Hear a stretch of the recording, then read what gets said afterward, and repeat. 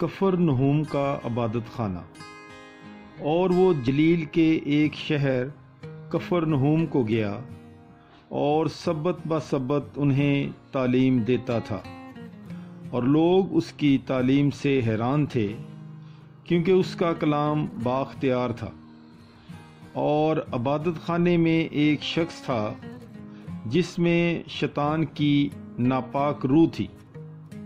وہ بڑی آواز سے یہ کہہ کر چلا اٹھا کہ اے یسوع ناصری، تجھے ہم سے کیا کام؟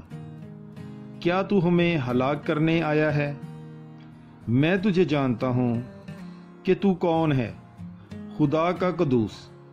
یسوع نے اسے دمکا کر کہا، چپ رہ اور اس میں سے نکل آ۔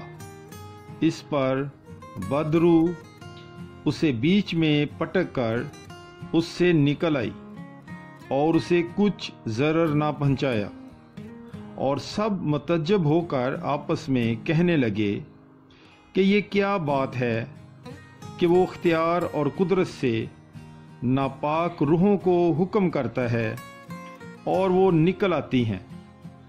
اور آس پاس کے علاقے کی ہر جگہ میں اس کی شہرت پھیل گئی۔ آمین۔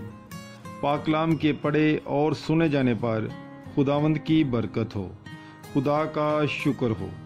Bible is life. God bless you.